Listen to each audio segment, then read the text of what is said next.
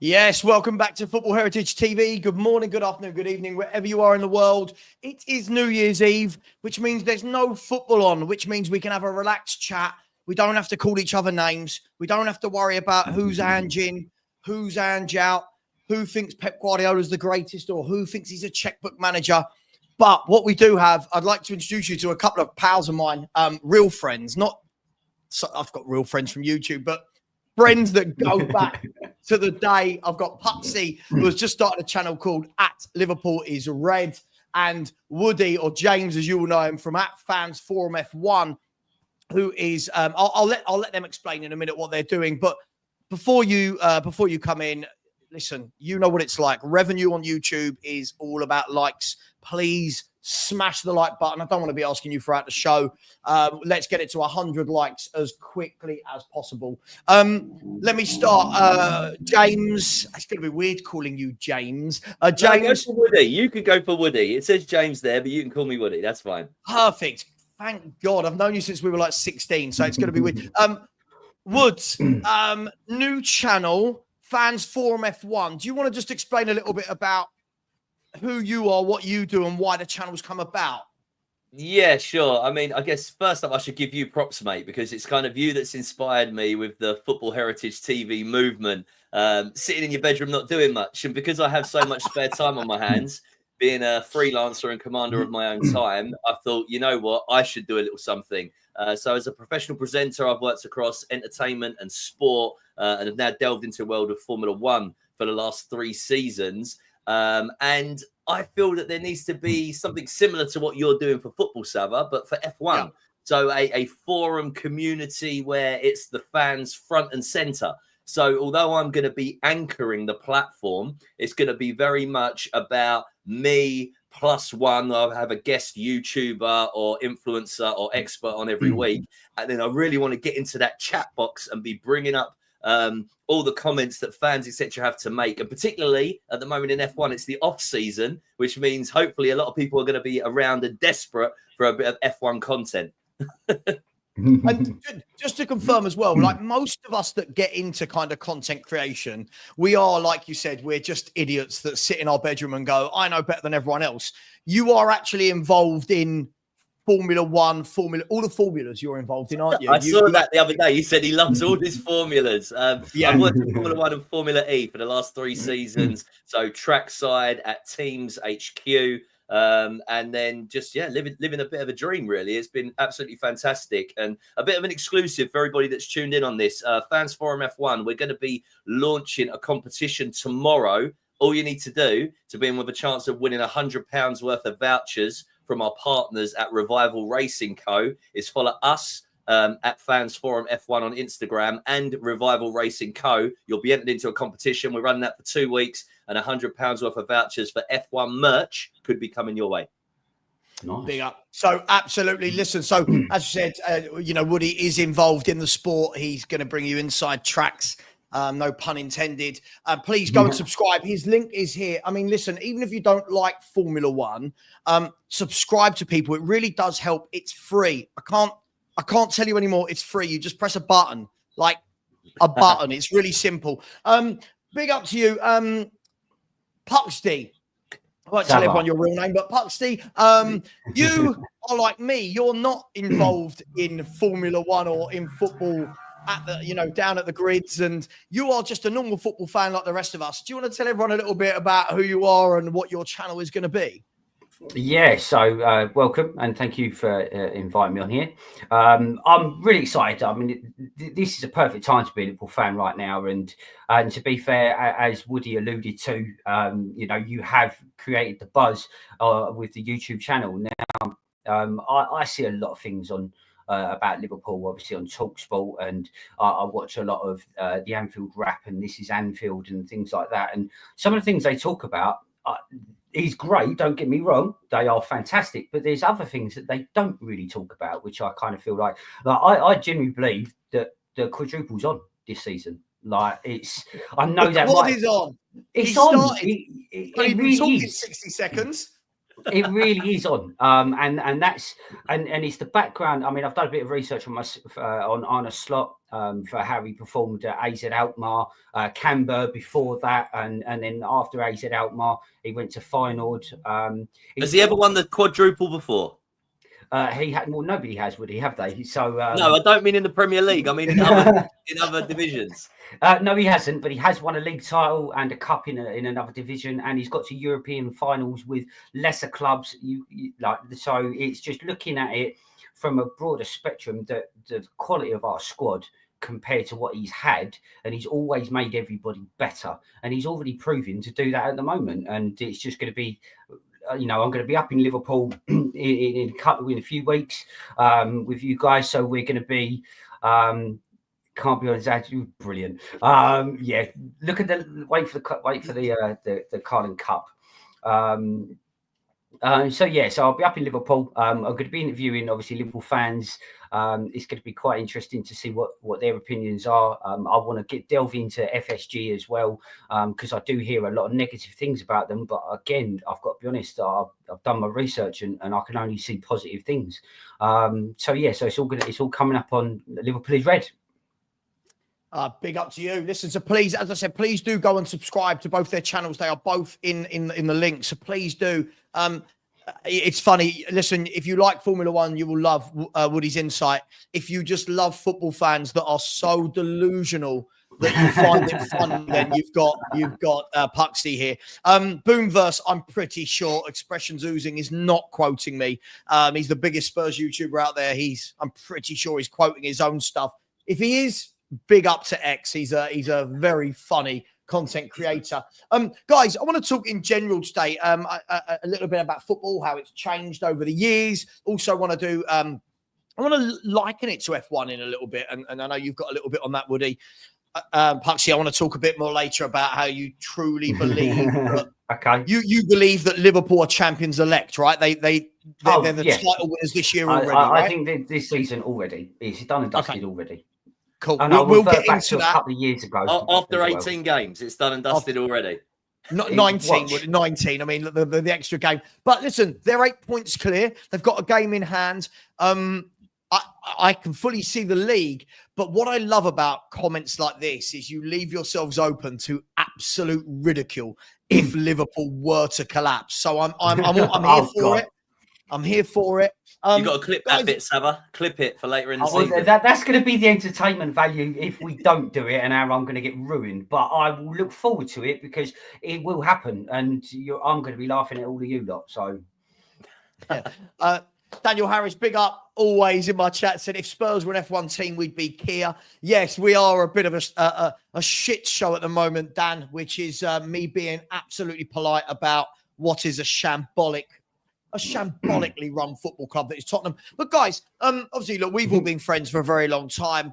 I mean, when we were growing up, football seemed a lot more simplistic. I don't know if you guys feel this. I feel like the rules were pretty simple, right? It was who scored more. Now there's, video cameras in every blade of grass. There's technology which is slowing the game down. There's YouTubers ruining football like me.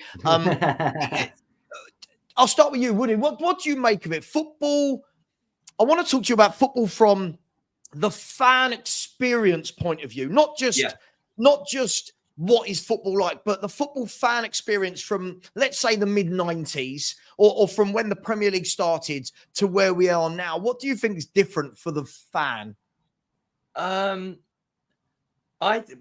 Football generally now for me, when I was thinking about it earlier, particularly Premier League, has almost turned the Americanization off the pitch has kind of oozed into on the pitch. It almost feels like basketball now in the Premier League, where, defending as an art form has been absolutely abandoned. And it's like, and I know you guys at Tottenham will appreciate this, we'll try and score more goals than you. And it's just end-to-end stuff. And you've got centre-halves that are, they're predominantly taught to play out from the back. And that seems to be the priority rather than actually keeping the ball out the net. But as a fan experience, I guess maybe you could consider it being improved because there's more highlights. But I think now the bigger games seem to be more exciting. I remember when we were younger, a lot of the time, like maybe in the noughties, it would be they build up all week Sky Sports, and it would be like 0-0 or 1-0. Whereas now they literally seem to go toe to toe.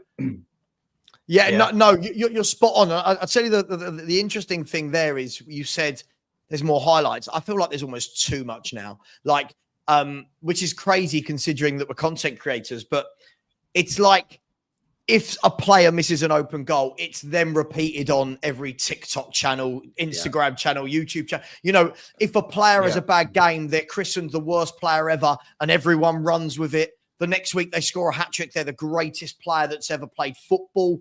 And Erling Haaland's probably the greatest example of that. When Erling Haaland scores a couple of goals in a week, this man's a machine. We've never seen anything like it. He's not human. Then he misses an open goal the next week and it's, this guy's crap. This guy's an awful player. He's not worth his money, even though he gets 50, 60 goals a season. Dan, as somebody who I'm gonna mock you here a little bit just for the fun of it. As somebody who thinks that Steven Gerrard is the greatest player that's ever played football in the Premier League, do you think that we overhype and overinflate footballers these days compared to what they used to be? No, because I think football nowadays has got a lot more skillful than what it was, say, for example, back in the 60s, 70s, 80s. Yeah, I think a football player, if you put Ronaldinho against, because obviously he wasn't. Be careful! I can see Woody's face. This is no. Woody's favourite footballer. Yeah, I know it is. That's one of the reasons why I've mentioned him. So Ronaldinho isn't quite in the Ronaldo and Messi class, but he's literally right underneath it in terms of statistics. So this is where football has obviously become really different, because if you look at an actual footballer, Ronaldinho is potentially one of the best you've ever seen. Okay, but his statistics do not back that up. But he's a joy to watch because he's flamboyant in his skill on the ball, and he's always got a smile on his face. He's an amazing footballer.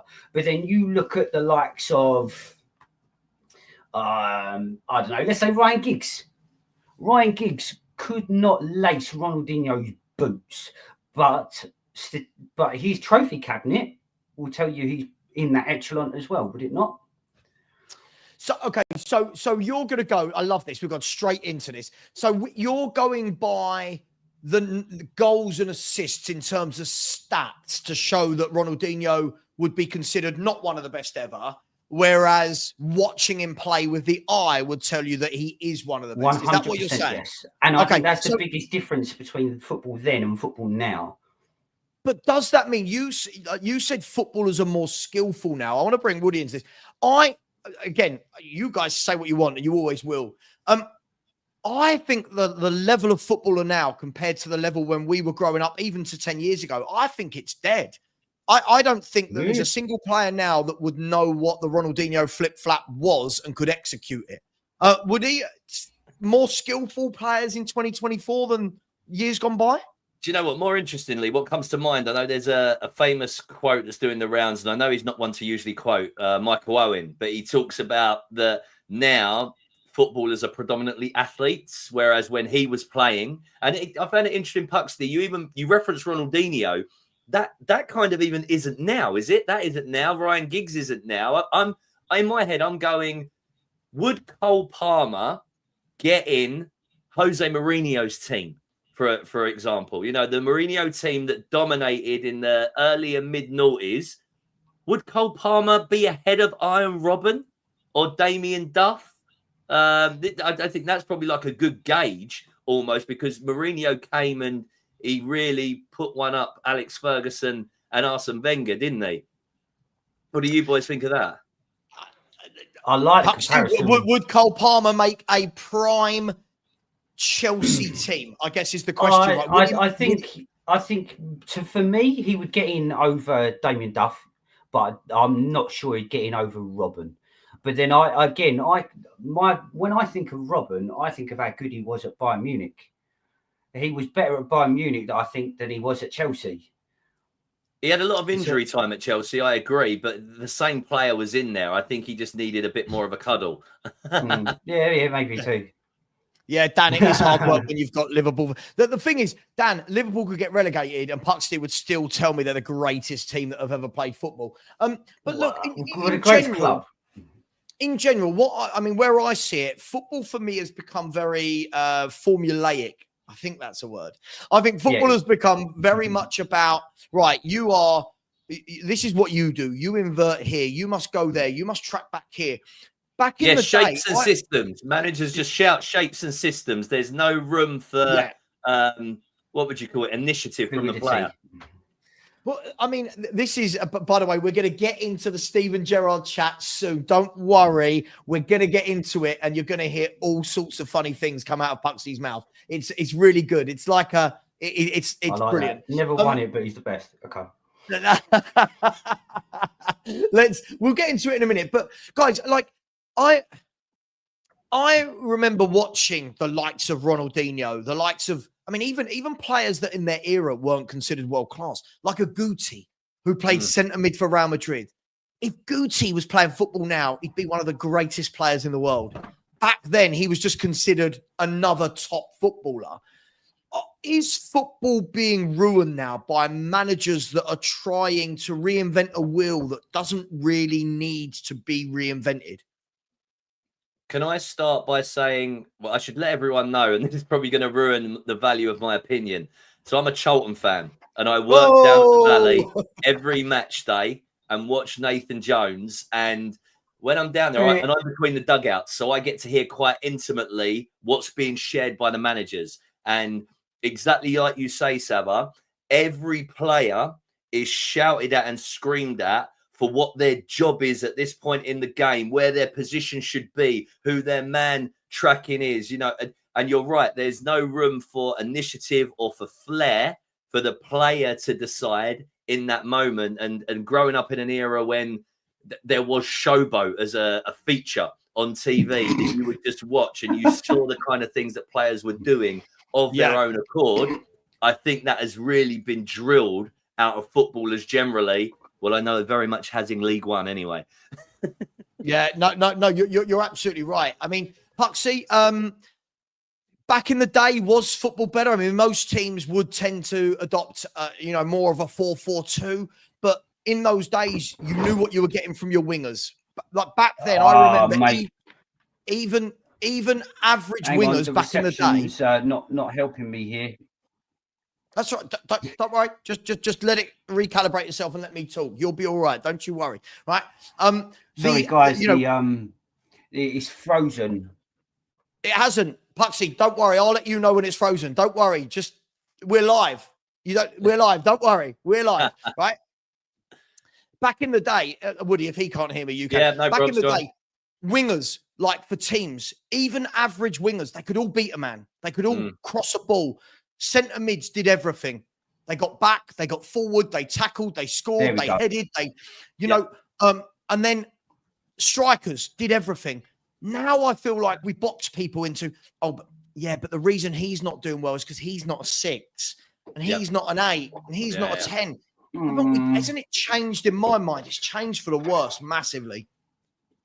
Just quickly, Sav, I know you said not to look in the chat box, but I've seen a guy that's referenced Gerrard Saki and that Spurs need to buy him. And I know that predominantly it's Spurs fans on here, so I don't want to miss that comment.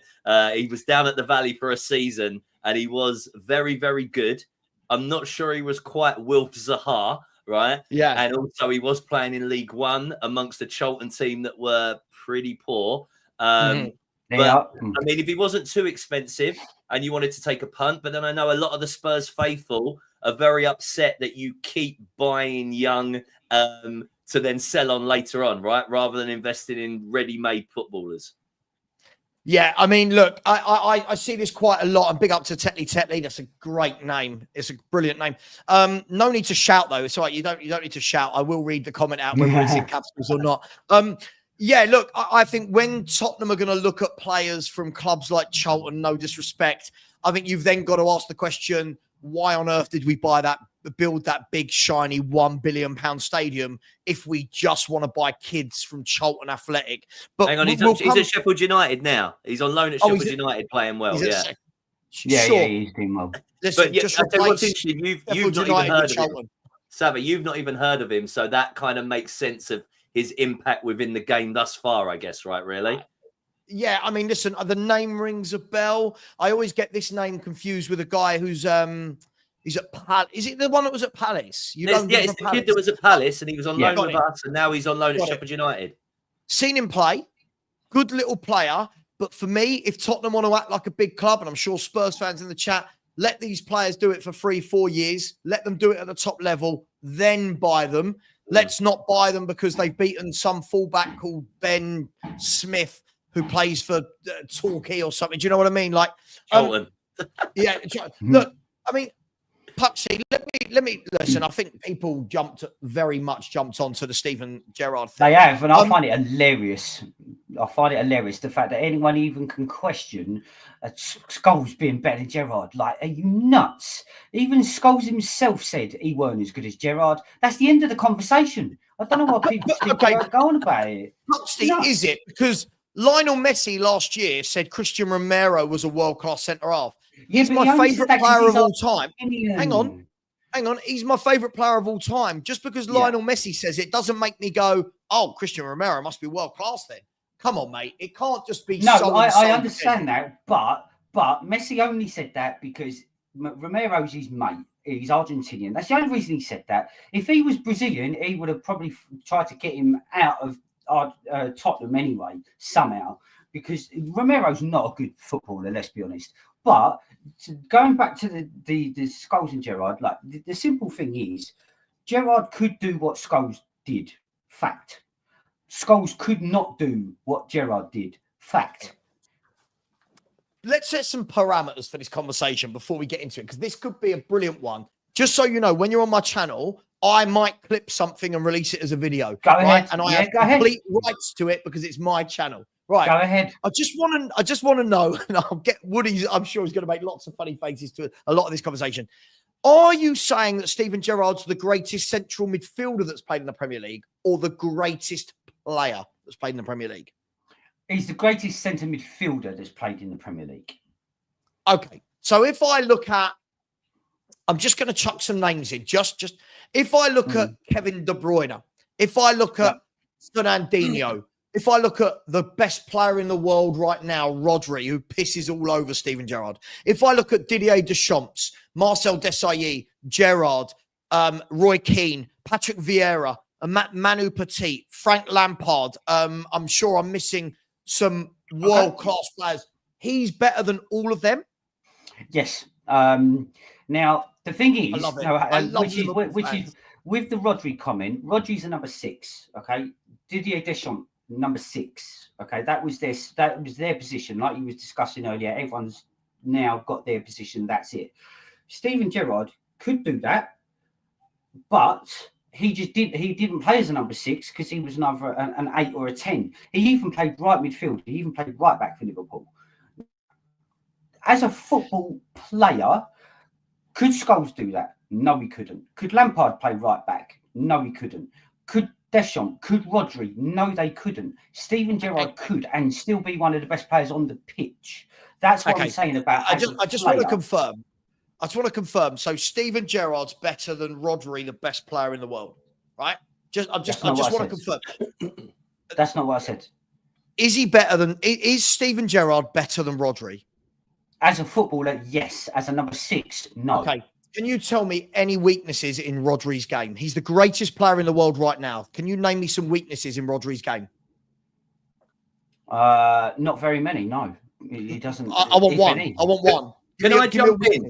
I'd like to jump in, and I can't believe I'm saying this, but I'm leaning towards Puxty's opinion, because only reason being, right, when I think about impact overall in a game, as someone who plays in the middle of the park, so let's group them together a little bit, right? Rather than doing this new age number 6, number 8, number 10, someone who plays in the middle of the park, right? Which you have to have, let's call them commanding qualities, right? To play in the middle of the park, you have to command in some way. So you have to command by either being that creative link, you have to command by either being the man who's always available for the ball to keep it moving, or you need to be that commanding player that breaks it up and gives it to the other team members to create, etc. I think Steven Gerrard, across all of those roles in the middle of the park to be a boss and dominate, was probably an 8 or a 9 out of 10. Mate, let's go 8. Let's go an 8 out of 10 in all of those areas. And I don't think that any of the others are quite. I think Rodri is only the world's best player at the moment because there isn't a creative king that has taken over from the likes of Messi and Ronaldo. But when another player steps up and begins to create magic again, because who was it? I saw the clip with Rory Jennings and Paul Scholes. And Paul Scholes said anyone that doesn't appreciate Rodri as a footballer knows nothing about football. And I get that. And I understand the strategy and etc. of that. And how he's the cog in the wheel and how important that cog is. But it is true, like Rory said, that we want to be off our feet. We want to see, wow. We want to... We want to see a player almost like Gerrard was that kind of player who almost gave you an extra man. So almost was like Gerrard embodied what Rodri does, what N'Golo Kante does, and what Kevin De Bruyne does. Mm-hmm. That was my point about as an all-round player, there is no better centre midfielder because he could do everything. Pass, shoot, tackle, header, everything. That's why that's where my opinion comes from. Look, when I look at so I look at players that have been in that position, and some of them drove their teams to Premier League titles, right? Okay. Many of them did. Even look at N'Golo Kante at Leicester City, right? When we're talking about all-round midfielders, look at N'Golo Kante. He did the job of 2 midfielders and won a Premier League title with Leicester City, then went to Chelsea and did the same thing with Chelsea. Steven Gerrard, for me, the reason I'm never going to make this man as good as the Liverpool fans want him to be is failed repeatedly to win a league title with Liverpool. And he was in good teams. We can't say, he played for Spurs. Like, it's different if you say, he played for Spurs. He played for Liverpool. I get what you're saying, a team that won Champions Leagues, cups, so they had caliber, they had top players. Why couldn't he drive you to a title if he was this all singing, all dancing, conquering midfielder? In all honesty, we should have done it in 2013-14. Let's be honest. Big word. Should have done it. It wasn't. It was, and the funniest thing was as well. It wasn't the slip that done us either. It wasn't that game. It was actually. It was the 3-3 at Palace. The 3-3 at Palace, mate. That was when you were 3-0 up. That was, because it was and the reason we kept going in that game is because we needed the goal difference to win the Premier League. So, so it wasn't the slip that did it. I don't, loads of people would say that it was his fault, but I personally don't think so. Now, he only ever played in 2 half-decent Liverpool teams. When you had the likes of hang on, 2 half-decent in Steven Gerrard. How long was he at Liverpool? 20 years? Yeah, hold on. Let me finish. Sorry, so just half got me. Right, the only good teams or capable teams of winning the Premier League when Gerrard was there was when we had Torres, Mascherano, Alonso, and Hippier. Those. Then when we had Suarez, Sturridge, and Sterling. Yep. That were the only 2 real times we should have probably won the leagues. Rafa Benitez, he just kept taking Torres off after 0-0 against Fulham. He took Torres off with 30 minutes to go. It was mental. We just went gung ho with Brendan Rodgers. To be fair, against Palace to try and win it that year. But my point is, if you put, to be fair, there's loads of points. Mourinho wanted to buy Gerrard. Fergie wanted to buy Gerrard. Ancelotti wanted to buy Gerrard. Yeah, they already had. Yeah, because they couldn't. Because they couldn't, not because they didn't want to. And hold on, they had Lampard. They had Scholes. Why couldn't they? Why couldn't they? Because he didn't want to leave Liverpool. Because Liverpool is his club. No, he definitely hang did on. once, and then people started to There burn was his once, shirt, and Liverpool rob his fans house. burnt the shirts and all that. Yeah, but I think they're the extremists. Obviously, every club Yeah, has but hang those. on, Puxy. The words they couldn't get him. Why? We're talking about football clubs that have gone and bought the best players from world football, but apparently can't get Steven Gerrard. Why? Because he didn't want to leave. He didn't. He did. never wanted to leave Liverpool. No. But he did. The whole thing about Chelsea, right, was actually I love Liverpool fans. he felt, Steven Gerrard himself, and he's actually come out and said this, because they were selling Xabi Alonso and trying to buy Gareth bloody Barry. Like, I just think that's mental. Gerrard did not like that. So Gerrard spoke to Rafa, and Rafa actually turned around and said, well, this is what I'm going to do. I'm going to sell Xabi and I'm going to buy him. And oh dear. Sorry, I just read that comment. Oh dear. Henderson outshined. Don't get put off. Let me do the. Sorry. Listen, on your YouTube journey, you're going to read a lot of things. Yeah, no, that's funny. That's funny. What? No, it's funny. fine. Big shout out though to everybody who's watching in Australia. Yeah, it's already 2025 for them. Yeah, happy New Year to the Aussies. Aussie. Most of them hate me because of my hate for Ange Postecoglou, but big up to the ones who like me. Happy New Year to all of you guys.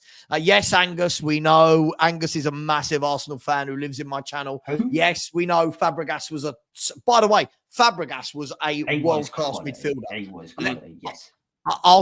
I'm going to say it. I think he was better than Steven Gerrard. Yes. No, come on. Come on, he was very, very good. Again, if we talk about being a number 10, he was unreal. But he I don't think did he ever make a tackle. Okay, yeah, but not everybody's there to make a tackle. No, I know, but I think maybe this is something about more the modern game, that every role has its duty. Whereas I think if you went back in time, if you played in central midfield, you had to do everything. And Gerrard was still going strong, doing everything in the mid and late noughties. I hear you, but can I tell you why I don't think Gerrard can ever be labelled as the best? Can I just tell you why? This big up, Foxy. How you doing, bro? I get it exactly. When Rodri pulls on a Spain shirt, he runs the show. When Rodri pulls Gerrard's on English. Come on, man. Hang on. But Woody, hang on. The team Steven Gerrard played in for England was sensational player-wise. I'm sorry. For me, I like Steven Gerrard. I think he's one of the best. But tactically, he's not the best, weren't they? I think the point you've just made there, Savva, is also a very warranted one about the teams that they played in. But we can't just think about the teams. You also have to think about the tactics and the manager. I agree. Someone like Rodri, a beautiful cog in a Pep Guardiola machine, right? But Puxty mentioned him earlier. Gareth Barry, could he have done the same thing that Rodri is doing? Can I ask you a question then, Woody? Let me ask you a question because I know if I ask Puxty, I know the answer. Right, I'm going to name you two teams here. Yeah, I'm going to name you Pep Guardiola's Barcelona team that had Xavi, Busquets, Iniesta. Yeah, right. I'm now going to name you Pep's Man City team, not Man City as we sit here right now, but Pep's Man City that won the treble with Rodri, De Bruyne, and whoever he wanted to play at the time. Yeah. Where does Gerrard get in those teams? Instead of who would he get in? He ain't getting in Rodri's position. He ain't getting in De Bruyne's position. He's not getting in over Busquets, Xavi, and the rest. So where does he get in for this? Xavi. He doesn't get in over Xavi. Xavi's one of the greatest midfielders who's ever played the game. He does not, cannot do what Xavi does. He can't do what Xavi does. What? What? He can't pass the ball 4 yards? You truly believe that Xavi's game was passing a ball 4 yards? It was the intricacies between Busquets, because you had Busquets, which was your number 6. You had Xavi, which is in the middle of him and Iniesta. So he was the link between them two. So, and that's not going to be a very far thing to do. So yes, I do think that's. But so you think, right? If I take by the way, I'm going to say it. I think that Barcelona team's the greatest club side I've seen in my 42 years of being on this planet. I've never seen anyone move a football the way they did with pace, intensity. Fluent. Steven Gerrard for me. They were beautiful to watch, yes. They were beautiful. Steven Gerrard, for me, for what he was as a midfielder, wasn't that silky passer of a ball the way Xavi, Iniesta and Busquets were. He don't get in that team over any of them. Okay, I understand what you're saying, and I agree with what you're saying, but now you've got to put the club as a caveat in there, and the team that they played for. Gerrard, we never played like Barcelona, so Gerrard didn't need to play like that. Sure. So are you telling me that as good as Steven Gerrard was, if you had Busquets, Gerrard, Iniesta, that Barcelona wouldn't have been exactly the same, if not better? No, I don't think I think you've completely undermined one of the greatest midfielders of the last 30 years in Xavi. Like, he passes it 4 yards. Watch Barcelona play. Their movement. The way that tell me something that Xavi can do better than Steven Gerrard. First of all, he's got a much better technique, control, vision, passing, intelligence, all of it. This is where I find it infuriating with Liverpool fans. Listen, first of all, Iniesta pisses over Steven Gerrard. Busquets, he ain't ever playing in that role instead of Busquets. And Xavi's one of the best midfielders the world's ever seen. But why? Liverpool fans, what do you mean why? Why was Xavi so good? Because Xavi, Busquets, and Iniesta, right? Right. No, hold on. Okay, why was Xavi on his own? Why was Xavi so good? Because I've never seen a player before with such football intelligence, knowing where to be on the park, his touch, his control, his movement, the way his vision, the way he would dictate a game, the way that you'd give him the ball and go, I've got no worries now. Xavi's got the ball. I'm not worried. I know I'm getting it back off him. I'm sorry, technically, Steven Gerrard can't light a candle. My personal opinion, in that Barcelona side, the two players that actually dictated that side was Messi and Busquets, not Xavi. Xavi was just a link. Wow. There's also a conversation, gents, for the difference between playing in a 3, perhaps, and a 2. And I think, when you mentioned about even Gerrard in the England setup and why he didn't have the impact, I think predominantly it's because he played in a 2 in midfield. If he played in midfield, a lot of the time he was stuck out. Him or Scholes was stuck out on the left because Lampard could only play in the middle. And it is that thing again of the combination of 3 players and 3 roles.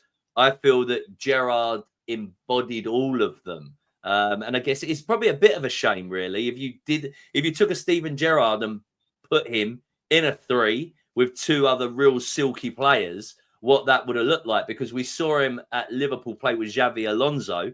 And, if there was another one, and I'm even seeing in the chat, people are mentioning Santi Cazorla, they're mentioning David Silva. Spain created a generation of this tiki-taka players who were unbelievable at intelligence and keeping the ball, but they didn't have the engines and the boss mode almost that Gerrard had. I agree, but the thing is, this is the difference. I think Gerrard for me is fantastic for the English style of play. This is the difference, Woody. When you're now looking at the way all of the graduates from La Masia came out and played, Gerrard can't lace their boots when it comes to playing that silky smooth football. None of the English players could. Lampard couldn't. I think the closest to doing that would have been Scholes. Closest, but I still don't think Scholes gets anywhere near that Barcelona team. Xavi dictated. Xavi was a link player that dictated, and I don't think I ever saw Xavi give a football away. I just think that this revisionism that Steven Gerrard can do what some of these world-class players could do, I just think it's the bias coming out is mad. It's like me saying, it's like me turning around and saying, Moussa Dembele, he would get in above Xavi. Moussa Dembele was a quality footballer. It was a quality footballer. Quality footballer. But you ain't getting into the greatest club side that ever lived. Like, to be in the greatest club side, arguably, that ever lived, you've got to be the cream of the crop. And I just don't listen. I could put a poll out. I've got a feeling I know what would come out on top. But I do think it never helps you sleep at night. No, well, see, the thing is, I mean, if you look at goals and assists, Gerrard's got more than Xavi and Iniesta. Puxty's of the new age, even though he's old, he's all into these stats. I mean, I believe my eyes over numbers. But Puxty, again, Steven Gerrard will get more goals because that was his role in your team, right? If you look at Barcelona, they didn't need goals from Xavi, Busquets, and Iniesta because they had Messi, they had Lionel Messi, Thierry Henry, Zlatan Ibrahimovic, Pedro, David Villa. So, like, if we're going to go purely by goals and stuff, like, these are extra things that Gerrard has over those two. They're just adding. When you say over those two, that wasn't the way. Again, this is the thing that I think. This is why I think English fans get confused. You got to remember, at a club like Barcelona in the Pep era, you weren't told, "Oh, go on, just go up front and try and score goals." You were told, "This is how we play. This is how we play. We dominate." Yeah, I don't want you, Iniesta, shooting every time you get the ball. We're going to dominate. Tick-a-taka, tick-a-taka, tick-a-taka. I don't think Gerrard could play tick-a-taka. That's just my opinion. I think he could. I think he'd be more suited to the Man City team, though. I think he'd be much more suited. Who would he get in that Man City team? Well, it'd be him, Rodri, and Kevin De Bruyne. 100%. No one else gets a look in. I want to play devil's advocate, gents, because this conversation about the greatest Barca team of all time, and thank you. Xavi, I think, ended his career at Barca, didn't he? I think Xavi left to go to right, wherever. But that's what I'm kind of looking at here. Like Iniesta, when he went to Vissel Kobe or whoever it was in Japan, and then went to Emirates in the UAE. If these guys are of the level we're talking about, should those teams have won titles? I don't know if they did. But when you're going there at the age of 36 or 37, Woody, it's a little bit different, isn't it? No, but I feel that they all need each other. Like a Rodri needs a De Bruyne, needs a Phil Foden. I feel Steven Gerrard took average Liverpool teams and actually made them relevant because he was had that much of an impact. I don't disagree. I'm not here saying Steven Gerrard was shit. I'm not saying we're not saying that. There's a difference between, for me, when you look at Woody, we've had this chat a million times down the years. When you look at how some of the foreign players manipulate a football, their touch, their control, their vision, I just think it's a level above English footballers. For me, when they're not. Listen, Steven Gerrard, I want him in my team. I want him as my engine. If I want to play a complete tick-attack, domination style of football, he ain't my guy. That ain't the guy getting into my team. You can't. You need two others then. That means your midfield has to be the trio or none of them.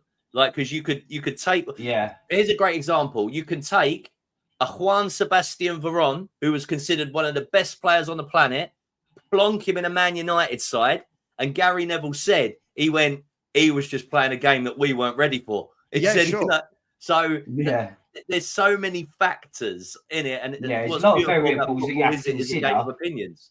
Oh, hang on. I like this. Machiavelli, big up to you. Why is this Liverpool fan mentioning stats? Because by his logic, then Lampard shits on Gerrard. Again, it's someone not looking at the real world. Because Lampard only played as a number 10. His whole Chelsea career only played as a number 10. Steven Gerrard played as a number 8, a number 6, a number 2, a number 7. But you just used that as an example versus Xavi, Iniesta, and Busquets, who didn't play as a number 10. Because we were talking about what position Gerrard would take up in that Barcelona side. I said it wouldn't be the number 6 because that wasn't Gerrard's game. He could play well there, yes, but he couldn't. He wouldn't be able to do it as good as Busquets. But he could take Xavi's place. He could take Iniesta as an 8. He couldn't take Xavi's place. We've got to stop this. Place as a 10. We've got to stop this. That he could take Xavi's place. We've got to stop this. Listen, but when you think of a number 8, the first person anyone thinks of is Steven Gerrard. But no, the first person the first person that Liverpool fans think of is Steven Gerrard. This is the huge difference. Again, if I look at Xavi, right? I've got Xavi, all his details in front of me, right? Right. Now, if you look at Xavi, I'm going to look at, forget goals. He wasn't a goal scorer. I don't play FIFA. Pardon?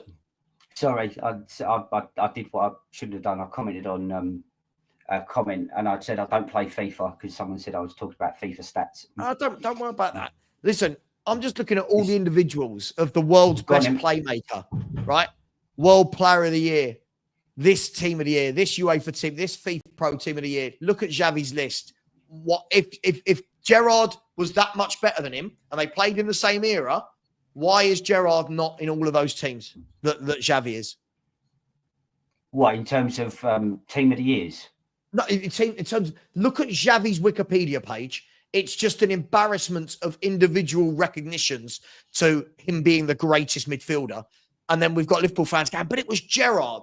Why wasn't he? It's just people's opinion, though, right? Yeah, it's not real statistics. Of course, his opinion. So... Right, let's move on from the Steven Gerrard thing. I find it hilarious. Yeah, we've just done a good 20 minutes, I think, on Steven Gerrard. And we could still do more as well. That's the joke. No, you could.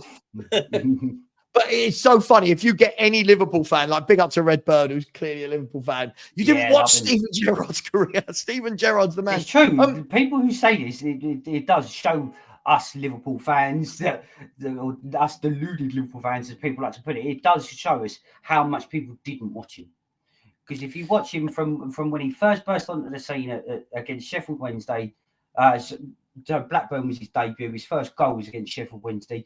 And if you look at it, he took it around 4 people and then slotted it past the goalkeeper at 18 years old. The kid was unreal throughout his whole career. Of course. No, look, listen, I love it. Woody, let me come to you to round off some football chat from then to now. I'm concerned as a football fan moving into this new era that, listen, I know Ronaldo and Messi still play, but not still playing, if you know what I mean. They're not relevant to the bigger conversation now, are they? Yeah. I'm concerned that now Messi and Ronaldo have gone to America and Qatar, Saudi. or is it Qatar? Saudi. I'm looking at the standard of players now, Woody. I don't see these world-class players. I don't see Mavericks. I don't see anyone that immediately stands out to me and I go, this is the new, like they tried to do the whole, Mbappe and Haaland are going to be like the new Messi. They can't lace their boots, can they, these footballers? Like, what's happened to individual world beaters? What's happened to them? Yeah, I just come back to the point I made earlier, just about would Rodri be even in the conversation about player of the year if there was a new one coming through? And I think that's the problem. Even Mbappe is a very impactful footballer. Yeah. But it's all power and pace almost, isn't it? And there's some great finishes in there. Haaland is all power and pace. These guys are pristine athletes. But we talk about technicians with the football that play like they've danced with it since they were 3 years old. I mean, I'm not keeping that tabs on high-end football with all my League One Charlton problems, but I know that I'm not seeing many headlines of, I mean, you guys educate me. Who is coming through who gets you off the edge of your seat and you don't go, I used to say years ago with Ronaldinho, you don't even go, wow, you go, how? Like you can't even believe what you're seeing. Look, Puxty, I'll ask you. I agree with Machiavelli there. Look, I look at footballers like I always get cussed out for this, right? I've always looked at Mbappe and gone, on your day, you are bloody brilliant. But also far too many games where I watch him and I go, you really disappoint me. Like I didn't watch Messi and Ronaldo week in, week out. And I mean, you could, on one hand, over 20 years, you could say, oh God, he did nothing today, or he didn't have any impact. Yeah. I watch Mbappe and I just see game after game where I'm like, is Mbappe playing? But people are building him up. Now, this kid who by the age of 16, I think he just turned 17 during the Euros, has won the Euros, is a first choice player for Barcelona, smacking in the goals, building up the assists. He can drift past players, great goal scoring, great skill. Is this Puxty? Is this going to be the next superstar in your eyes, or is there anyone else that jumps? No, I've got to be honest. I think Yamal is him. There are some, but he's the youngest out of a group. I do think there are a few players coming up who are pretty decent. not pretty decent. That's not doing him any justice. Like the likes of Florian Wirtz for Bayer Leverkusen. Pedri, Gavi's been injured, and so has Pedri. So that's probably why they're not being highlighted so much now. I mean, you talk about Mbappe. I still think he's in Conor Bradley's pocket. You know, he had to bring it back to Liverpool. It's so obvious. Go on. Who is Liverpool's best player now? At the moment, statistically, you'd say Mo Salah, but I personally think our most important player is probably Virgil van Dijk. That's boring, isn't it? You've just listed your best player as your centre half. No. Please, no. Please listen to what I said. No, I will rephrase. You've got to listen to what I said. I said, no, I did hear what I said. You did that thing again. You looked at stats and it's like, boring, because you said that's not how we value Gerrard, right? So I ignored what you said about that. Okay, right. And then you said the most important is your centre half. Yeah. And again, is that what football has become at the top end now? Let me ask you. Let me back off on that. Off of the back of Woody's point there. And then I'll round off any Liverpool chat here. But by the way, please, guys and girls, I'm going to put Puxty's link into the chat. Listen, Puxty's a really good sport. He loves his football. He's a really nice guy as well. So could we please help him out? He's started his channel today.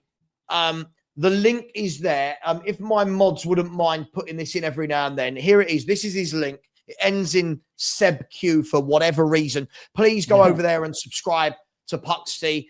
He started his channel a few hours ago. He's already got 8 subscribers. If we could get that, there's 166 of you in here and growing. If we could get that up to about 50, that would be amazing. That'd be brilliant. And just so you know, we've got a new panel show starting next. And amen, Billy. YouTube, it ain't easy out here, bro. It ain't easy. Love it. YouTube ain't easy. We've got a new panel show starting from next week called on Tuesdays at 6 p.m. called The Collective. And it's going to be myself representing Spurs. Puxty's representing Liverpool. We've got Charlie, Blue Brother, is representing Chelsea. Hooks is representing Arsenal. And Wolfie is going to be representing Forest, because apparently Forest are big time now and need to be in conversations. And we're on the lookout for a Man United fan, because they're always good banter, Man United fans. So watch out for that starting next Tuesday. But please do get over, subscribe to Puxty, and please do. It really, really does help people. Puxty, Mo Salah, 30 goal contributions in 18 Premier League games is just ridiculous. It is. Let me ask you a question, and I'm going to ask Woody afterwards as well. Him and Virgil van Dijk have got contracts running out in the summer, if I'm not wrong. If you could only keep one, are you keeping the world-class centre-back, right, that is going to be impossible to replace, or the world-class right-sided forward who's going to be impossible to replace? Who are you replacing? I go Van Dijk. I'll go Van Dijk for a couple of reasons. One, I think his aura as a centre-back, I think every single striker that comes up against him, they just look at him, he looks at them, and then they just melt. I think he has that aura about him. Plus, I think as a centre-back, he could probably go on a little, maybe a year or two longer than Salah. And watching Liverpool as much as what I do, I generally think Mbeumo could come into Liverpool and score as many goals as Salah, because we put him in. Wow, I think he's a brilliant player. I really do. Would he give you the assists as well? Because when you take Salah out, you're not just replacing goals, right? He's a big creator. I get that. I think he would. I mean, there's a couple of players I think that. The thing for me is the system. When we go back to the Liverpool, like the system of that footballers play, and the way we're set up, Salah's always that last man to closest to the goal. So it's kind of logical that he should get the most goals out of our team, because he's always going to be that furthest man forward. Now, if we put Mbeumo in, took Salah out and put Mbeumo in that exact same team, or you know, I'd even like to shout out for Kudus at West Ham. I think he's really got a lot Good of player. I think them two, if Salah left and we got one of them, I'd be well happy. So you want to keep, so essentially Van Dijk is the one that you need to keep? Yes, I think so, yes. Woody, rounding off all Liverpool talk, do you think who's more important? Is it going to be Virgil van Dijk? Because how do you replace a Rolls Royce of a centre-back? Yeah, I would say I would be in agreement. I know I said earlier that, it's a bit boring that your centre-back's the most important player or your best player, but Salah is of an age where, you know, pace is going to begin to dwindle at some point, and I feel that you can replace that, whereas I mentioned that centre-backs prioritising being a boss at the back and defending are few and far between now. Virgil van Dijk is one of those that still does that.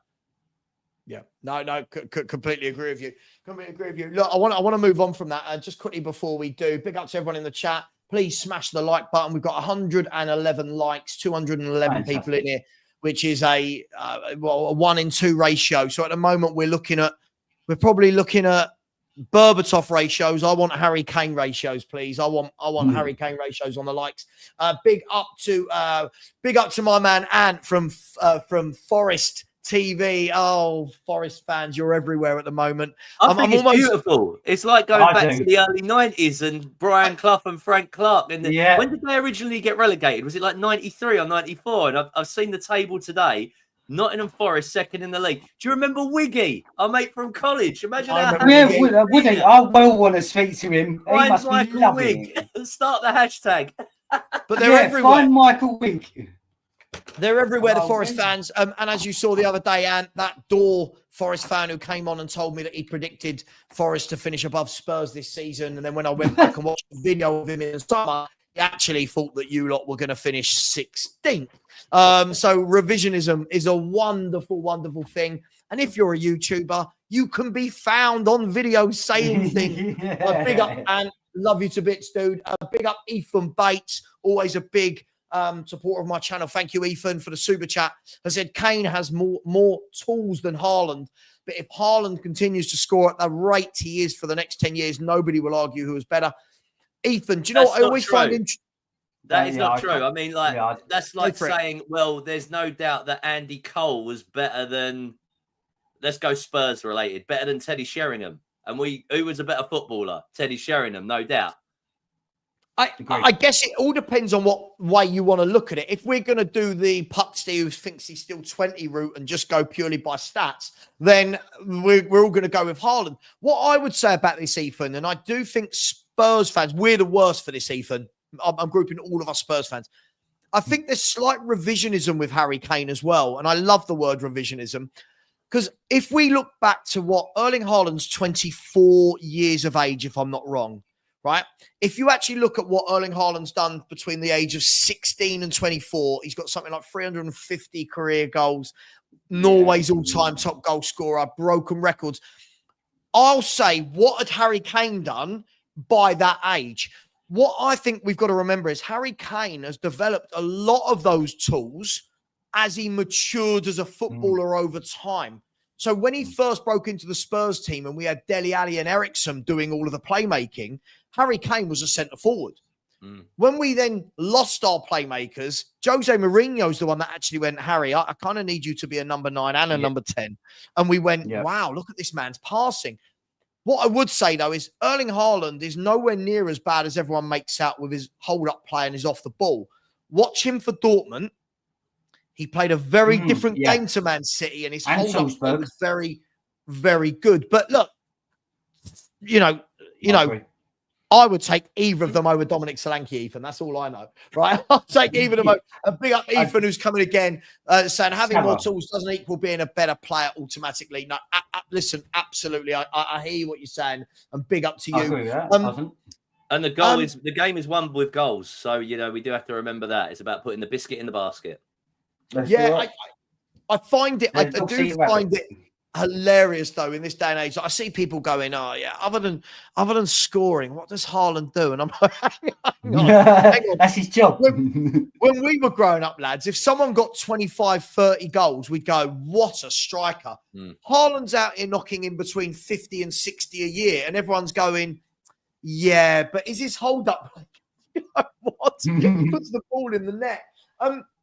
Woody, you said to me before the show that there was, some of the similarities, and you wanted to bring the comparisons between Formula One, who I know a lot of people in the chat like. I don't really understand it, but the comparisons between Formula One and football, and you wanted to do a little bit on that. So the floor is yours, my man.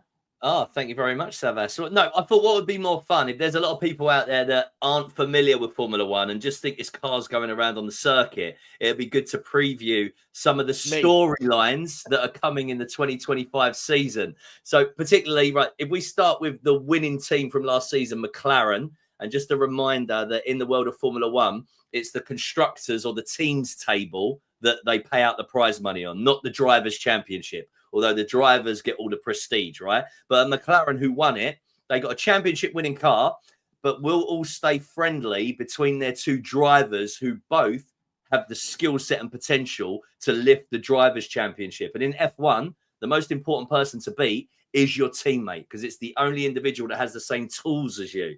Right. It reminds me a lot of that classic. Remember when Teddy Sheringham and Andy Cole had to play together in the United team, and they couldn't stand each other, but they still had to get on with it. And I just wondered, even in the chat as well, any fans think of any parallels similar in the world of football, maybe more current ones that are a bit like that they don't get on, or maybe they've got to pretend to get on, as it were. There is one, and you're going to love this. Go on. Sadio Mane and Mo Salah. Yeah. Okay. Well, they didn't get on. One, actually. No, they actually didn't. They were cordial, but Mane always knew that Salah was kind of like the golden boy, and that was one of the reasons why Mane left, because Liverpool said we're going to give Salah that money, we ain't giving it to you, and Mane was like, all right, well, I'm off then, effectively. And interestingly, it did fall apart for a little bit up front for you guys, didn't it? And I think I remember talking to you, Puxty, and you said, I never realised how much we would miss Sadio Mane as the missing link. Oh, Mane was unreal, mate. Unreal. I generally thought we got the replacement with Diaz, but he's coming good now. But yeah, so in terms of the rivalry within the same team, the Man United one I think is a great one, but for nowadays, that's the only one I can think of off the top of my head. Mark from Andrew Madison. Absolutely. James Madison, the scapegoat of all of Angie's shit management. By the way, listen, Woody's going to talk again in a second, but by the way, here is the link to Woody's chat. He is only, but bearing in mind, he hasn't put out any videos yet. He is going live from January. You're going to really like all his F1 content. He's got 70 subscribers. Bearing in mind, he's not gone live yet. If we can get 30 more people from this chat, 30. So we're talking about a fifth of you here. No, we're not. That's terrible maths. We're talking about maybe a sixth of you here. 30 more people. I mentioned it at the beginning as well, Sav. For you guys out there, we're going to be running two competitions. One's going to be for subscribers, but before that, if you give us a follow at Fans Forum F1 on Instagram and follow our partners at Revival Racing Co., we're giving away £100 worth of vouchers for F1 merchandise. So there's two competitions running, just as simple as a subscription and a follow across January, and there's going to be two lots of £100 vouchers given away anyway. Listen, get over there and subscribe, people. Can we go back to my F1 parallels? Go for it, man. Okay, right. So Ferrari, who finished P2 in the championship last year, they're bringing in a 7-time world champion, Lewis Hamilton, and he goes toe-to-toe with their golden boy, Charles Leclerc. Is there a football story that's a bit like that, where maybe someone in the twilight of their career has come in to show that he's still got it? God, well, you'd have to say Ronaldo would be the one, wouldn't it? When he came. Man United. Oh, hang on. What about the situation with Ronaldo at Man U, where he went there, wanted to be the main man? He's come back to what is not what he remembered. Yeah. Then threw his toys out the pram and did the whole Piers Morgan interview. Yeah. I don't know. I'm not the biggest Formula One man, so I don't really know. I'm just but I've told you the story, ideas. and Savva, bingo, you've done it. You've completed the game. That is, you seen one of my F1 cars has fallen off the wall. Yeah, it did. Yeah, my little Alpine. You love it, don't you? Guys, people in the chat, who is it? Give us a show of hands. I know it's a football channel, but give us a show of hands. Who is a Formula One fan? Chuck in ideas of what you would want to see from Woody's content. Listen, this is all about content creators want to know what you want. Yeah, you tell him what do you want to see? What would you like to see him make videos about? Tell me your favorite constructor. Is that the right term? Hey, look, so you're even getting the terminology, Savva. You're learning yourself already. I like it. No, but yeah, we want to, at Fans Forum F1, we want to put the fans front and center. So it's going to be about the conversations that you guys want to have. And we want to invite you at the center of the conversation rather than just listening to people. Ange and Savva, someone said. Love that. I had to mention that. That was brilliant. Ange and Savva. Yeah, so listen, I'll tell you what. One from the constructors, boys. I don't mind Ange because he's a Liverpool fan. Here's the next one, boys, from your constructors. So at Red Bull, they got Max Verstappen, four-time world champion now, considered the greatest driver of his generation, but he keeps destroying his teammate and ruining them. So they brought in another rookie to try and take him on. Where's there a footballer who's had too much too soon and hasn't lived up to the expectation required? Oh, God, there must be loads. There must be loads. Ravel Morrison. Whoa. Yeah. Wow. Even Fergie has said he's the greatest footballer that he's ever seen. Yeah. Like he was good. Was it Rio that said all of them looked up to Ravel Morrison? So at the time you had the Paul Pogbas, etc. in that team, but Ravel Morrison was the one that they all looked at and went, wow. But Ravel also spent any of his free time at Mossite. Dele Alli. Okay. Who's for a couple of seasons he was magic. Currently, by the way, he's in Como signing for Cesc Fabregas's team. Oh, is he really? He is, So, good. But yeah, Dele Alli was someone we plucked him from MK Dons, 5 million for a couple of years. It was like, wow, this guy stats wise, playing wise, and then I've never seen a fall from grace quite as spectacular as Dele Alli's. What do you put it on?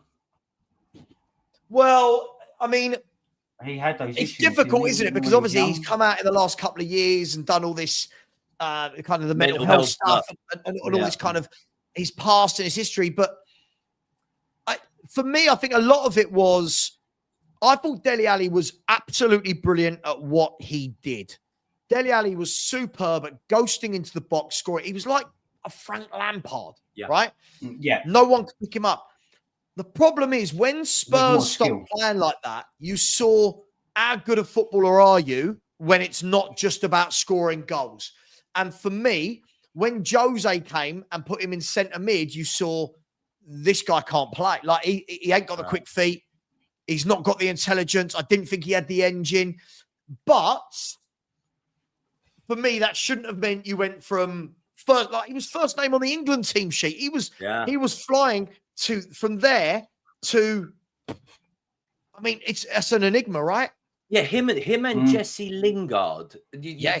Real quick falls from grace, and maybe a part of it is believing your own hype almost. Oh, wow, that's a championship manager one there. Freddie Adu. Do you remember him from the classic Champ Man and you'd buy him and he'd become the best player in the world?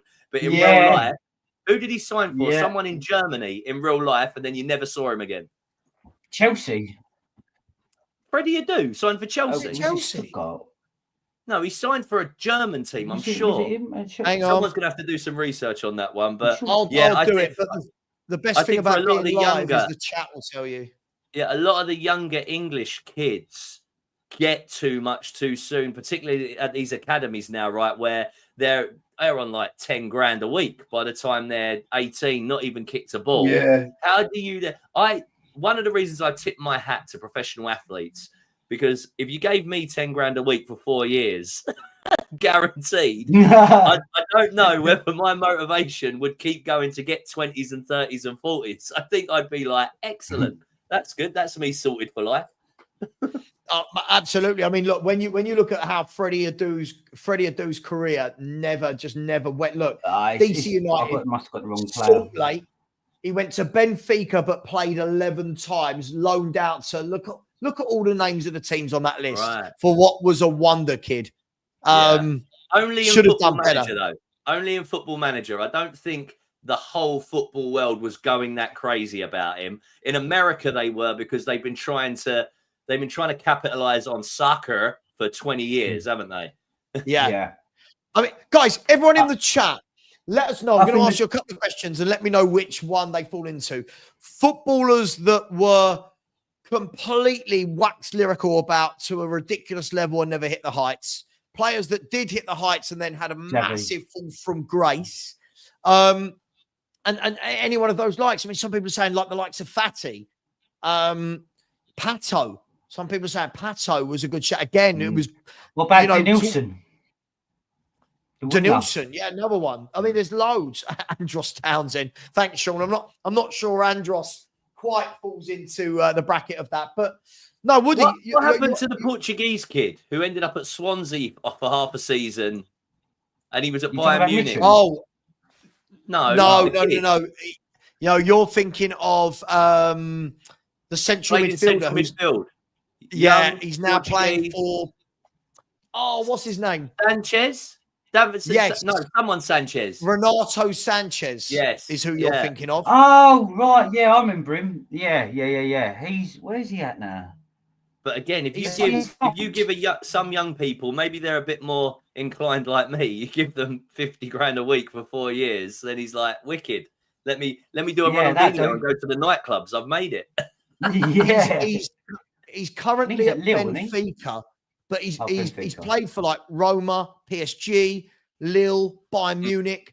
But the other player from that, if you remember, Wood, when we were watching that team, that era, was Royston Drenthe. Oh wow, yeah, Everton, yeah. And he played in the same Dutch team as Ryan Babel. Babel, yeah. And then Babel went to Liverpool. Royston Drenthe went to Real Madrid. Yeah. Right, there we go. That's right. Yeah. And I remember watching him as a youngster going. That's it, Gal Kakuta. Wow. I'll tell you what player, though. Chelsea one. There's some players that burst onto the scene that just get better and better. And I think someone like Thiago Alcantara, that's the benchmark. I think he was. Remember him and Isco, Woody? Do you remember when we watched the European under-21s that time? Yeah. And Isco and Alcantara for the Spanish under-19s or 20s, no one could get the football off them. It was like, that was superb. After watching that kind of football and then going to the Valley every week, it's a very difficult life. I'll tell you what, Sean, good point. This has to go down as, for me, Hazard was unplayable in the Premier League. Goes to Real Madrid and it just never worked. How about this one, guys? Fernando Torres, from the Liverpool Fernando Torres to the Chelsea Fernando Torres, it was as though they'd signed his twin brother.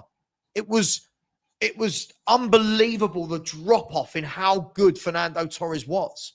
I watched something on this. I watched something on this the other week, and it said, I can't remember if it was someone associated with Liverpool or Rio Ferdinand wants to come into my head, but maybe because I'm watching quite a few clips of him. But Torres had actually already started to drop off at Liverpool. And the only good game he had that season, he scored 2 at Anfield against United. That was Jamie Carragher that said that. Okay, there you go then. I knew it was someone. I recently saw Jamie Carragher say the same thing, that he couldn't believe, the Liverpool hierarchy couldn't believe that Chelsea were going to give us £50 million for him. And they were just like, go. Yeah. Cool. I'll tell you what, I'll do my last F1 parallel then for any F1 fans that are out there. So Mercedes, they've lost a 7-time world champion in the shape of Lewis Hamilton. How do you replace that alongside a next generation coming through in the shape of Kimi Antonelli, which is the new youngster coming through that everyone's hopes are on at Mercedes being like the new Max Verstappen? Who would you compare that to in football terms? Ian Rush, Robbie Fowler. Can I chuck in Spurs for losing Harry Kane and replacing him with Dominic Solanke. Okay, all right, fair enough. I'm just kidding. Just for the Spurs fans out there. Just for the. I think that's more Harry Kane and Will Lancashire, to be fair. It's not Solanke. Come on. No, I know. Do you know what comes into my head? If they pull it off and they're a success, it would be the class of 92. Do you remember the class of 92 let go Mark Hughes and Paul Ince, I think, in that same summer of 91. Right. And everyone was like, oh my God, what you doing? You've just won the Cup Winners' Cup. And Ince is now going to Inter Milan. And they brought in these kids. And Alan Hansen very famously said, you can't win anything with kids. Yeah. So we will see. He did. But whenever people talk about this, you can't win anything with kids thing. If you actually go and look at the Man United team that won the trophies there, the number of top senior pros they had around those kids was frightening. That's like the likes of the likes of Schmeichel, Bruce, Pallister, Roy Keane at the time, Mark Hughes, not Hughes, Cantona was there, and blah blah blah, and all these guys. But you're right. Look, guys and girls, we've had people subscribing to Woody. We've got him up to 78 subscribers. If 22 more of you could. Sometimes I do feel that you YouTube viewers are a little bit stingy. So please do subscribe to Woody. Do subscribe to Puxty as well. He's only started his channel today. Got him up to 12 subscribers. Let's get that to 50. Fantastic. Mods, please put the link in the chat. Here's a question for you guys. We'll go for about another 15 minutes before we call it a day. And I'll see you both tonight when you're at my house. But here's a good question. This is a player that really does divide opinion. And I don't think it's ever been about his ability, unless one of you said, has Neymar matched the hype? There's a question. I guess you go back to when we talk about who you're playing in and around, right? And I know he was brilliant at, was it Santos he comes from in Brazil? And, but Brazil have one a year that they say is the next one, right? Yeah. And then he's come to Barcelona, but he's playing in a Barcelona where they were just untouchable. That was the team who lost 5-0 at PSG and then thought, well, it's all right, we'll win 6-5 at home. And Neymar is a fantastic footballer. But for me, he somewhat bottled it. He should have waited his time out. And he should have proved that he was the king-elect off of Messi. But he wanted to be the main man too quick, took the money, went to PSG. And for us football fans, we'll never know. And wasn't the main man at PSG because Mbappe was. So, and then Messi. And then Messi came along, didn't he? Well, this is the key thing for me with Neymar. I don't think anyone can ever look at Neymar and go, wow, you're not one of the most... he's one of the best players in the world, ability-wise. Oh yeah, he had gifted, skillful. The thing that got me was that whole everyone said, "Oh, he's left Barcelona because he wants to win the Ballon d'Or." Well, first of all, you ain't winning the Ballon d'Or while Lionel Messi's alive, mate. So there's no point. I don't know what you're doing there. You ain't winning at PSG. And then going to PSG, and all everybody said was, "Yeah, but if he wins the Champions League with PSG, for me, stay at Barca, be part of that amazing team. Understand that being second fiddle to Lionel Messi is not a bad thing. It's like me. Like David Beckham came on an advert yesterday, and I said to the wife, I'd love to be a pound behind him. It's like me trying to be so greedy that I'm a pound above him. I'll be a pound behind David Beckham. Yeah. Do you know what I mean? It's not a bad thing. Yeah. And for me, going to the French league, nothing about that to me said, yeah, this is a guy that's leaving to prove he's number one. Go to Madrid, go to Man United, go to Bayern, go to Inter, go to a big club and say, I'm the main man. I'm going to come here. I'm going to win a treble in the Italian league or the Spanish league. But he went to France. Like, what are we doing? I mean, I can't even remember the last Ballon d'Or winner from a French team. George Weah? I was at AC Milan by then. Probably at AC Milan. What I'm going to do. He was at AC Milan. Okay. List of Ballon d'Or winners. Yeah, I I reckon think it's going to be back in the 90s. Patini, isn't it? I reckon it's going to be as far as back as Patini and all that. Let's I have a don't look. think List the of Ballon d'Ors around then, in actual fact. Ballon d'Or winners. The last winner from the French league was Barcelona, Juve, Marseille, Jean-Pierre Papin. Jean-Pierre Papin in Wow. 1991. They won the European Cup, didn't they? I think 1-0 that season, possibly against AC Milan. Wow. Good it was. Wow. 1991, Jean-Pierre Papin. Wow. But yeah, I mean, 33 years ago, guys. Coutinho? Yeah, What that was about a him? fall from grace, wasn't it? All from grace? Oh, mate, Liverpool. This is the man that's played for Liverpool, Inter Milan, Bayern Munich, Barcelona, Brazil. I'm not quite prepared to put him in the same bracket as some of those others, I'm afraid. Not for me. But he only ever played well at Liverpool, let's be honest. Oh, Jesus Christ. No, this is a fact. Puxty, if he only played well for Liverpool, he would never have got a move to Liverpool. Well, we actually bought him for 8 million because he weren't even starting for Inter Milan. We played him in a friendly in that season, a pre-season friendly. We played him and he ran us off the park. Not everything revolves around Liverpool. Like, I understand that. I'm talking about the player Coutinho. He has only been good that the world has seen at Liverpool. Is that correct or not? If you ask Puxty where the first remains of man were found, he would tell you it was in Savva. Where are the most beautiful women in the world within a 1 mile radius of Anfield? They're somewhere in and around there. Do you know what? If you hadn't put in with the radius of Anfield, I would have said an actual country then. Absolutely. Listen, I'll be honest. The reason why I dispute that is because do you remember the famous Gareth Bale hat-trick game against Inter Milan? Does anyone remember when he burst onto the scene as the game that made the world sit up? We were 4-0 down in that game. I don't know if you remember. It was Inter Milan 4, Spurs 0. And Coutinho ran the first half as an 18-whatever-year-old for Inter Milan. He bossed us. Then Gareth Bale said, I'm having none of that. We still lost, but everyone talks about that game as though no one says we lost. That was when he scored. Everyone just goes, right? You remember Gareth Bale? Yeah. Absolutely mad. Here's a question. Who had a better career, Neymar or Bale? Who's a better player? Gareth Bale won 5 Champions Leagues, didn't he? Was it 5 Who's or a better 4? player? See, again, you're looking at industry or grace. I'd rather Bale personally. Yeah, I think I'd rather have Gareth Bale in my side. I'd rather watch Neymar play 5-a-side. Yeah. The thing is, look, the problem is we're in a Spurs. You're not good. Oh, Neymar, fan of Neymar.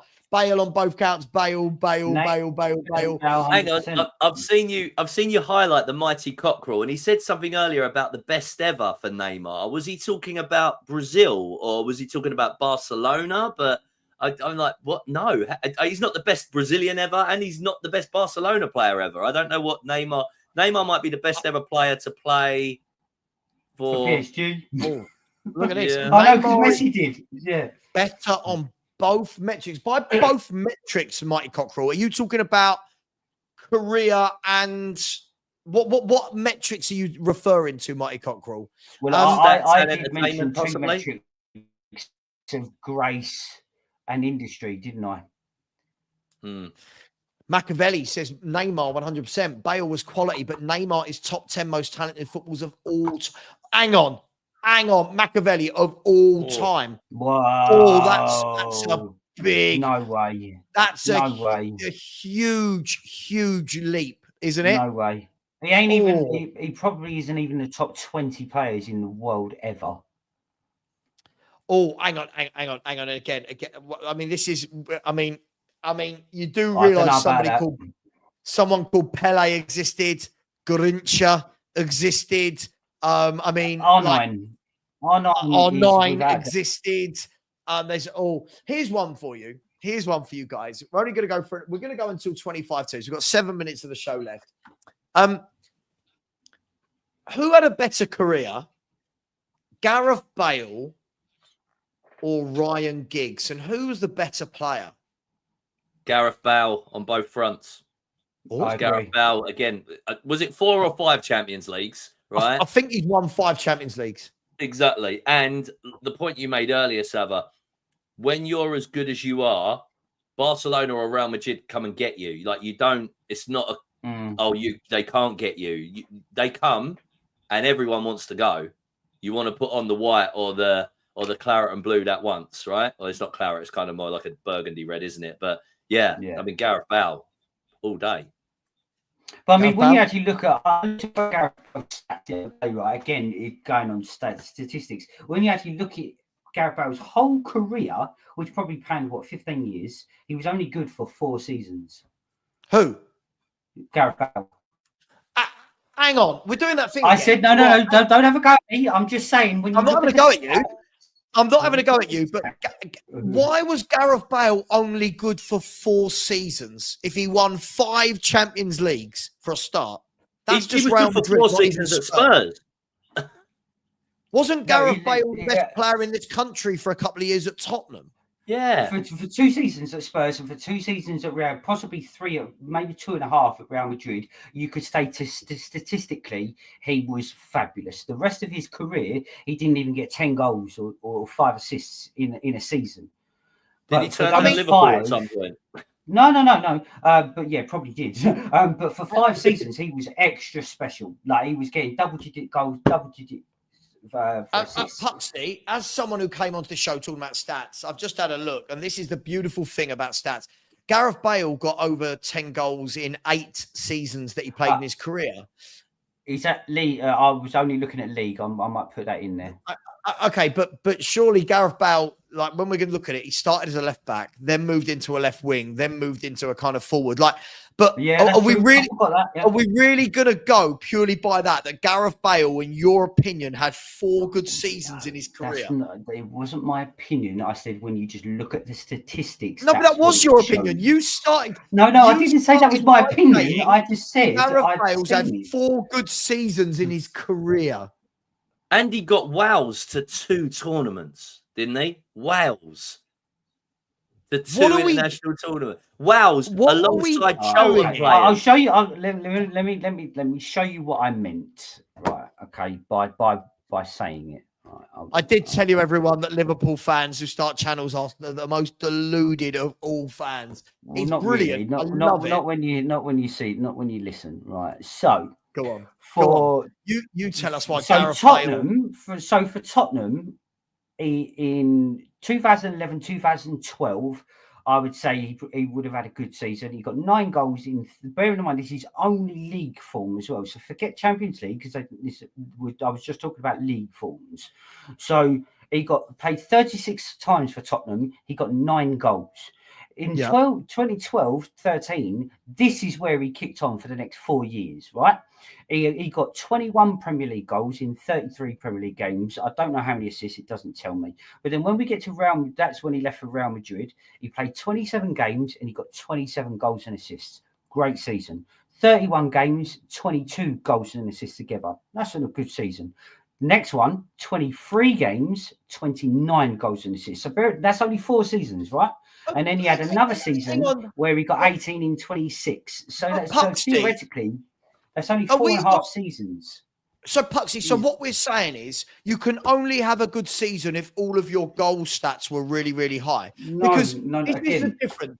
You've just said, right? You said earlier in the show, I can tell who watched Steven Gerrard and who didn't, right? You're in a room full of Tottenham Hotspur fans, right? Now, forget how many goals Gareth Bale got in the 09-10 season, 10-11, 11-12, 12-13. He was simply unplayable. Forget the goals. Some of those teams he played in were absolutely shit. Some of them were very good. But he himself, Puxty, was brilliant in all of those seasons. He was unplayable. Like Maicon's career seasons at Spurs, right? Huh? All but one of them seasons at Spurs, because of one of them seasons at Spurs, you nearly sold him. That was when I think he was playing left back for you guys, I think. Yeah, but that was at the beginning of his career before he established himself. That was at the beginning. That was at the beginning. I'm picking the last 4 years he was at Spurs. He was unplayable. And you've got somebody sitting here going, well, he only had a good season because he got goals. You do realise Gareth Bale's game originally wasn't as a goal scorer. You do realise he was moulded into that later on in his career at Spurs. He started at left back for Tottenham, then moved to left wing. So if you're going to say but then saying he started at left back for you guys, so didn't you put him as a left back because he was actually a winger at Southampton? No, he started as a left back for Southampton. Right? Oh, was he a left back at Southampton? Right, okay. He could play left back or left wing. He played left back. Right. Harry Redknapp came into this club and went, hang on, what's he doing there? Let's shove him to left wing. Modric was playing left wing. Let's move Modric into the middle. Right? Oh, that changed everything. The rest is history for Modric. Yeah. How on earth can you sit there and say that in Gareth Bale's his last 4 seasons in the Premier League, and then 1, 2, 3, 4, 5, 6, 7, 8 more in 12 seasons for Spurs and Madrid, had 4 good years whilst winning Champions Leagues, whilst winning the double Player of the Year at Tottenham? What are you doing? There's one word I said that makes all this make sense. Statistically, no, but that doesn't make it. When you look at his league statistics, I just read them out. It looks as though he only had 4.5 seasons, is what I said. Yeah, but we were there. But we don't need to it. look at stats. We saw it all. You saw it. Just what comes to mind with me at Spurs, even at Upton Park, he's just strolling in the middle of the park, and then he just puts it top bins, and you're just like, I'm not. But you're arguing at me like I'm saying he wasn't any good. I picked Gareth Bale over Neymar. Like Gareth Bale was phenomenal. He ruined Liverpool. But what I'm saying is no, just look at it from a blanket of what I've just said. All I said was when I looked at Gareth Bale's stats yesterday evening, statistically, he only had 4.5 good seasons. They were my exact words. So I'm not saying I've not, because I've seen him play football. He's phenomenal.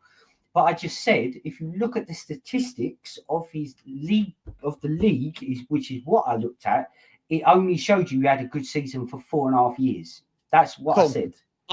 Can I ask you a question? This is what I love when people tangle themselves. Steven Gerrard, how many years did Steven Gerrard play for Liverpool? How many seasons? What's the point in this? I'm asking a question. You can't talk about statistics when it comes for a central midfielder to a winger, goal-scoring winger. I can. Steven Gerrard got over 10 goals 4 times in his career in the league. 4. But you telling me he's the greatest midfielder that's ever played in the Premier League? And assists. Is it someone's pulled Puxty Jurgen Flop? The chat. Surely, if you are going to compare us. Do you know what? I can't. I'm not even going to answer it because it's just ridiculous. You do realise you can't compare a winger to a central midfielder. Yes, I can, because you do realise back in the day, Puxty, you do realise back in the day, not every winger was banging in 15, 16 goals because there was 4-4-2s, 4-2-3-1. Now it's more 4-3-3. So the actual wide men, like let's look at 2 that are relevant right now or have been for the last 10 years. Look at Son and look at Salah. Son and Salah are wide forwards, right? Mm-hmm. They're not wingers. When people say wingers, I think of Ginola, I think of Giggs, I think of Overmars, right? Those guys weren't banging in 20 goals a season because they were playing in 4-4-2s. Son and Salah, for example, are wide forwards who are on the last man. They're on the shoulder of the last man. They're down through on goal. Their game isn't beat a man whipping a ball, right? Gareth Bale wasn't a forward in a 4-3-3 that should have been banging in 15, 20 goals a season. It was only latter days where he moved into that kind of position. So if you can use those stats for Bale, why can't I use them for Gerrard, who was an attacking midfielder? Because Gerrard quite often wasn't always a number 10. He played as a number 8, a number 6, a number 5, a number 7. See what I mean? See what I mean, Woody? It's amazing. It's one rule. So you heard it here, everyone. Puxty has said Steven Gerrard's only had 4 good seasons in his career statistically. You've heard it here first. 4 Well, I good didn't say seasons that. from Steven Gerrard. Oh, I see. Here, who's a better player, Gerrard or Bale? Who are you having in your team? Who's going to change a game more, Gerrard or Bale? Gerrard. Why? Because Gerrard took that Liverpool team that was absolute dog shit and won us the Champions League. Well, I would argue that it was actually Didi Hamann that changed the game and won you the Champions League final, if I'm going to be brutally honest. But didn't Gareth Bale win multiple Champions Leagues? And he was Gareth at Bale, Real Madrid. At Real Madrid.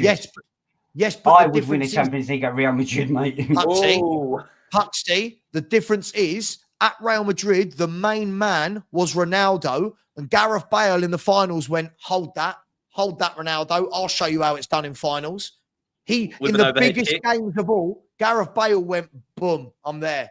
In the biggest game for Gerrard, he fell over and let Chelsea score on the slip. I don't remember Bale slipping. Look at Puxty, he's sick. I'm using his own logic against him. I'm using his own logic against him. But you haven't. I'll tell you what, I completely agree with this. For me, my memory of that Champions League Didi Hamann was phenomenal. Is that you guys were dreadful. Didi Hamann came on at half time, if I'm not wrong, and the game changed. I'm not going to give that to Gerrard. I'm giving that to Didi Hamann. Can I tell you why the game changed? Because it allowed Gerrard to go forward. And what happened? He won the penalty and he scored the first goal. I would say Gerrard was probably more important. I love it. I think we need to end the Gerrard loving now because we did 20 minutes on it earlier. Bale over him all day, every single day. Sorry. Taking who? Big up Mark Sheriff. Yeah, get Scotty Parker. I was going to say, who on earth is saying that sort of rubbish? Yes, Scott Parker. Scott Parker was a great footballer, though. Look, again, it's the Liverpool. I love it. There's a new Liverpool channel, all the Liverpool channels. Steven Gerrard, the best thing we've ever seen. Soon you'll be telling me you'd rather have Steven Gerrard than Lionel Messi in your team. Like, do you know what I mean? Like, no, see that would be crazy. that would be crazy. Yeah, it would be. Guys, I am going to leave it there. It's been a very entertaining hour and a half. I mean, I could go all day long, but I'm guessing you guys have got things to do. Look, thoroughly enjoyed it. What we've learned today is that Puxty has got absolutely crazy Yes, delusional ideas about Liverpool. And you think they're going to win the quad, right? Just to round off. You think the quad is yours. Yeah. I even put £4.85 on Liverpool on doing the quadruple at 1,500 to 1. Oh, wow. Wow. There we go. And there we go. Was at the beginning of the season. So big up to you. And what you've also learned is that Woody has got some very sensible takes about F1 and isn't going to say delusional things. Mods, could my mods right now while we're closing out the show, could you please put in the links again for both Liverpool Is Red 83 and also Fans Forum F1? Really appreciate you, mods. Look, it just leaves me to say I don't think I've missed any super chats. I haven't. Look, first of all, thank you very much to everybody who's helped the channel this year. We have managed to get it to the 15,000 mark, which is crazy. Look, we've got a lot happening in the new year for you. We're going to have weekly. Mondays are going to be Debate Savva. Tuesdays are going to be The Collective. Wednesdays, I've got a new panel, a new one-on-one show with Stell every week where we ask you to ask us questions. Thursdays are going to be Europa League games for as long as we stay in them. Saturdays and Sundays are going to be live watch-alongs, followed by the Spurs review on Sunday nights. A full program for you all week, every week. Thank you for all your support. Please subscribe to these chaps. It really, really is appreciated. Woody, thanks for coming on and Happy New Year to you. See you at 6 o'clock. I'll see you at 6 o'clock tonight. Puxty, I'll see you tonight where I'm sure we can debate this some more in real time. I'm loving Rodney Trotter. Nicky Butt was better than Gerrard. Someone else saying Salif Diao was better than Gerrard. I'm going to love this channel, I swear down. Don't worry. Lord Rodney Trotter, I love Lord Rodney Trotter. He's always in my chat. Brilliant. He said something the other day where I can't remember what it was, but I went, no, you're having a laugh. Like, it was just so, it was Puxty levels of delusion. I can't remember what it was. Lord Rodney, let me know what it was. Take care, everyone. See you later, everyone. Thanks for joining. We're not doing a 24-hour. We're doing that in February for a charity. Big up, everyone. Take care. And as always, Levy out. Come on, you Spurs. And Ange Postecoglou, you absolute fraud. See you later. Bye-bye.